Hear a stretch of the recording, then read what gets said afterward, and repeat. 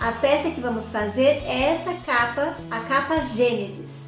Ela pode ser feita para livros em geral, para bíblias, para cadernos, para agendas. Apesar de ser uma peça simples de fazer, iniciantes conseguem tranquilamente, não tem um grau de dificuldade elevado, mas apesar disso, eu vou ensinar você todos os meus segredinhos para um acabamento perfeito nessas capas.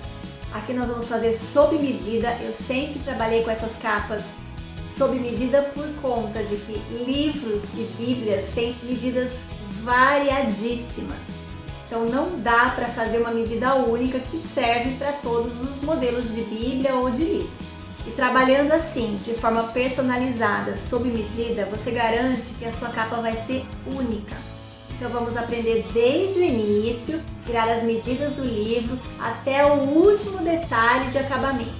Nessa peça nós vamos explorar a delicadeza dos detalhes, vamos fazer uma tela C, aplicação de aviamentos. Você vai aprender a fazer totalmente personalizada com as suas medidas e conhecer todos os meus segredinhos para dar um acabamento perfeito nessa capa, sem precisar deixar abertura na peça para desvirar.